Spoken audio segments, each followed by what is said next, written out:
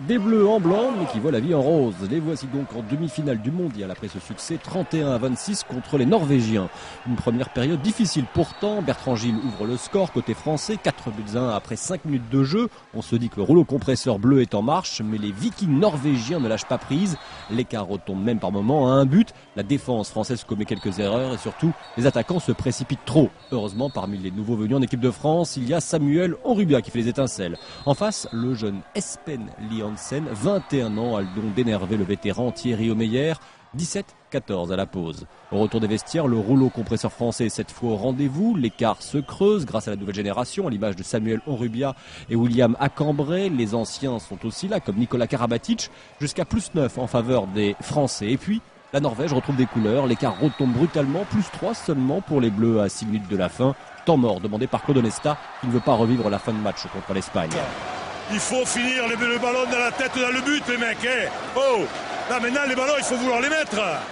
On n'y est pas là. Message entendu par les Bleus. Score final donc 31-26. Ouais, c'était tendu contre une équipe norvégienne pleine de fraîcheur, pleine d'arrogance, mais avec beaucoup de réussite. Leur Lee Hansen là, qui avait des feux d'artifice dans les jambes et dans le bras. Donc je crois qu'il y avait le spectre espagnol un peu en arrière-pensée et on n'avait surtout pas envie de revivre ça. Donc on a récupéré les bons ballons qu'il fallait et on a réussi à enfin mettre les ballons au fond contre Steinreg. C'est un peu dur au début, mais les gens sont peut-être mal habitués. Ils pensent qu'on va gagner tous les matchs de 10 buts au bout d'un quart d'heure. C'est pas le cas. Il y a des équipes.